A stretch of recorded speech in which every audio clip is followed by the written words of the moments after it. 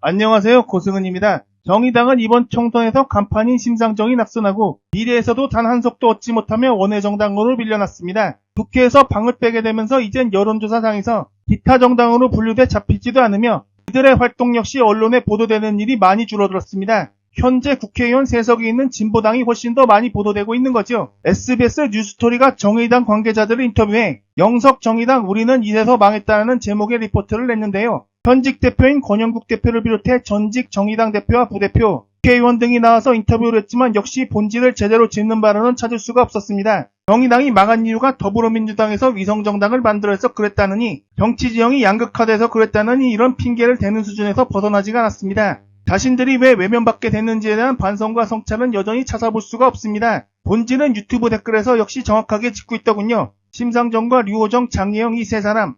방송에선 이에 대해 콕 집어 얘기하는 모습이 없었습니다. 우선 정의당의 몰락은 노회찬 전 의원이 안타깝게 세상을 떠나고 난 뒤로부터 시작됐다고 할 수 있겠습니다. 과거 민주당 지층 사이에선 지역구 선거는 민주당 후보를 찍어도 비례대표는 정의당에 주자는 의견이 많았습니다. 이는 국힘이 차지하고 있는 보수, 실제로는 자칭 보수면서 보수를 참칭하는 위치에서 퇴출되면 오른쪽은 민주당이 왼쪽은 정의당과 같은 진보정당이 차지하기를 바라는 마음이었습니다. 이런 교차 투표하는 흐름에 있어선 분명 노회찬이 그 중심에 있다고 할 수 있었습니다. 노회찬은 민주당 지지층과 연대하는 행보를 보이며 검찰이나 언론 등에 대한 개혁 과제에도 적극 목소리를 냈습니다. 그는 과거 삼성 엑스파일 사건 당시 삼성으로부터 떡값을 받은 검사들의 실명을 공개했다가 의원직마저 상실하는 그런 아픔까지 겪었던 인물이기도 하니 더욱 그런 개혁의 필요성을 강조했던 것입니다. 그런 노회찬이 중심이었을 땐, 또 국힘이 박근혜 탄핵 이후 몰락했을 땐 정의당 지지율이 여론조사에서 10%를 넘어가는 일도 있었습니다. 그러나 노회찬이 안타깝게 세상을 떠나고 나서 그런 중심층 역시 사라졌고 부동이 아닌 젠더 의제에 더욱 집착하게 됐으며 조선일보의 프레임대로 움직이기 시작한 겁니다. 언론들이 정의당을 향해 민주당 이중대라고 공격하자 민주당과는 각을 세우고 개혁에도 사사건건 태클을 걸어왔습니다. 그러면서 민주당 지지층으로부터 국힘 이중대라는 비아냥을 들었던 것입니다. 실제 정의당은 민주당 이중대라고 불리는 것이 훨씬 표를 더 많이 가져갔는데 말입니다. 특히 정의당은 2020년 21대 총선부터 더욱 산으로 가기 시작했습니다. 비례대표 선출을 위해 당원투표를 하고도 정작 22건에 있었던 류호정과 장혜영을 비례대표 1, 2번으로 올리며 구설을 자초했습니다. 이 둘은 특히 정의당의 레디컬 페미니즘 흐름에 앞장서며 언론의 주목은 많이 받았지만 정의당의 비호감도 급증에 큰 역할을 했습니다. 특히 류호정의 경우엔 현재로서 명백한 처벌 대상에 해당되는 롤델이라는 전력이 있음에도 당시 심상정은 싸안고 가자라고 하지 않았습니까? 여기에 그해 7월 고 박원순 서울시장 사망사건 때 저들이 보여준 태도도 결정적이었습니다. 박원순 시장이 고소인 여비서를 성추행했다는 어떠한 증거 하나 발견되지 않았음에도 공개적으로 조문거부를 한다느니 떠들며 세상을 떠난 박원순을 그렇게 사회적으로 부관참시하는 데 있어 앞장서지 않았습니까? 정작 고소인을 대리하는 김재련이가 내놓은 증거라곤 지난 4년간 텔레그램 초대함은 한 장뿐이 더 있습니까? 반면 류호정은 그해 11월 조선일보 100주년 기념식에는 참석했습니다. 조선일보 방상훈의 동생이자 코리아나호텔 사장 방용훈의 배우자였던 고 이미란 씨 사건을 기억하실 겁니다. 당시 이미란 씨가 스스로 목숨을 끊은 데는 방용훈과 자녀들로부터 학대당해서라는 그 충격적인 폭로가 있었던 사건 말입니다. 그렇게 페미 여성인권 타령을 하던 류호정이가 그런 조선일보 경축식에는 찾아갔으니 얼마나 이중적입니까? 정작 평생 여성인권에 앞장섰던 건 박원순인데 말입니다. 또 이후엔 류호정이가 자신과 사실상 대첩점에 있던 이준석을 따라갔다는 사실을 보면 저들이 외치는 페미의 정의가 대체 무엇이겠습니까?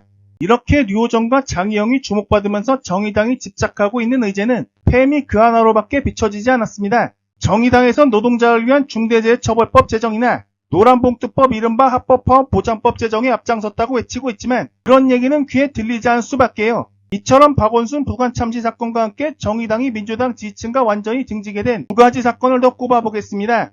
이는 심상정의 대선 안주 사건이었죠. 심상정의 경우 윤석열 정권 출범에 큰 기여를 했다는 평가를 받습니다. 임기 내내 자기 지지율 관리에만 집착하며 아무 개혁 과제도 할 생각 없던 문재인과 이재명에게 대장동 누명을 씌웠던 엄중히 이낙연과 함께 말입니다. 심상정이 당선 가능성이 전무하다는 사실은 누구나 알던 사실이며 여론조사상에도 허경영과 비슷할 정도였습니다. 그런데 접전으로 치러진 대선에서 끝내 완주하여 2% 득표율을 기록, 0.73%포인트 차이로 윤석열 정권이 출범하는데 큰 기여를 한 셈입니다. 본인이 당선 확률이 없다면 괴물 정권 출범을 막기 위해서라도 자진해서 물러나는 것이 민주시민들이 원하는 당연한 대의였음에도 그리하지 않았던 것입니다.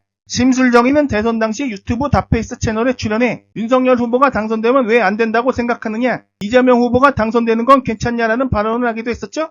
이 사건 이후로 심술정의는 공공의적 수준이 됐습니다. 결국 자신의 정계 은퇴 역시 재촉하는 셈이 됐죠. 이는 정의당이 2022년 6월 지방선거에서 더욱 몰락하는 원인도 됐습니다. 광역자치단체장이나 기초단체장 선거에서 5%에 못 미치는 미미한 득표에 그쳤으며 광역기초의원 당선자 역시 9명에 그치며 37명이 당선됐던 민주당이 대합승을 거뒀던 4년 전에 비해 4분의 1조차 되지 않았습니다. 민주당 지지층의 교착투표 이런 건 전혀 없던 것입니다.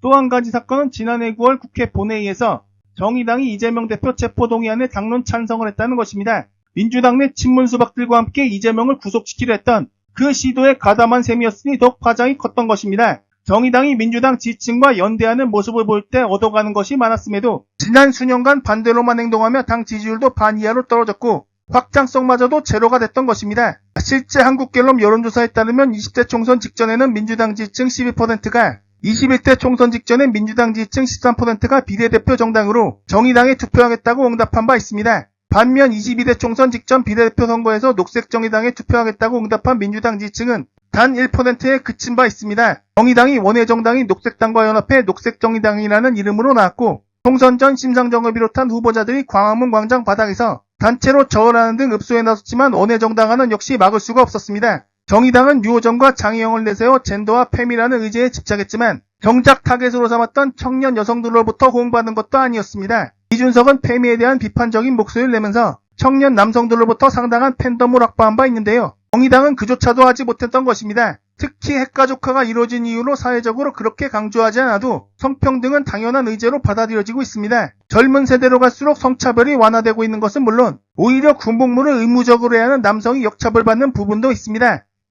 또 지금은 수십 년 전과 달리 자녀로 여자아이를 선호한다는 그런 얘기도 많습니다. 분명 성별 간 차별, 역차별이 존재하는 상황에서 아직도 무조건 여성을 약자의 위치에 두고 부르짖어대니 호응이 가겠습니까?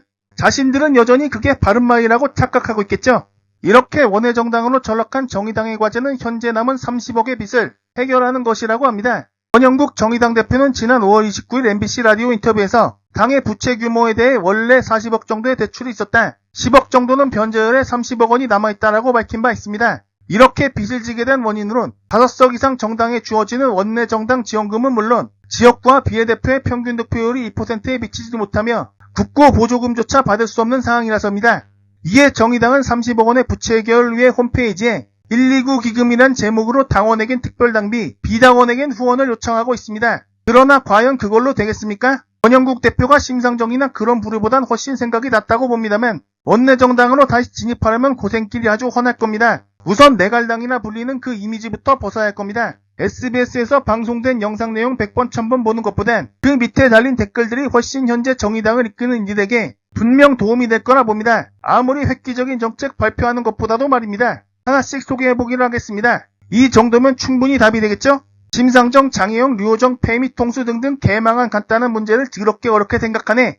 정의당이 옳은 소리 하다가 망했다는 말은 정말 상식적이지 못한 반성이다. 진짜 정의를 위해 싸우지 못하고 어설프게 기득권 옆에 있기 시작하면서부터다. 국민은 페미 정치를 한다고 생각하는데 본인들은 진보 정치를 한다고 생각하는군요. 그런 의도가 아니었다. 사람들이 오해했다. 민주당 때문이다. 이런 소리는 이제 그만하시고 우리가 뭘 잘못해서 사람들이 이렇게 생각하나 처음부터 생각해 보시길 바랍니다. 아직도 자기들이 옳았다는 아집을 못 버렸네? 끝까지 성별 갈등 조장하고 레디컬 묻어서 사회적인 페미니즘 인식을 20년 전으로 후퇴시키고도 페미니즘을 버렸어야 하냐고 반문하는 그 자세에 소름이 다 돋는다. 옳은 소리가 아니라 정치적 상황에 따라 기회주의적 선택의 행보를 심판받은 것이다. 이재명만 떨어지면 윤석열도 괜찮다고 말하는 당한테 무슨 기대를 하겠냐?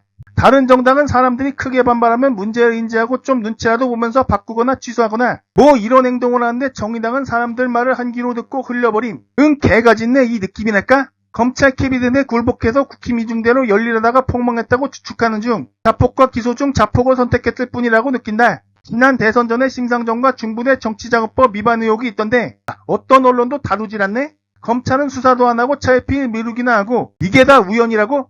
오늘도 감사합니다. 늘 건강하십시오.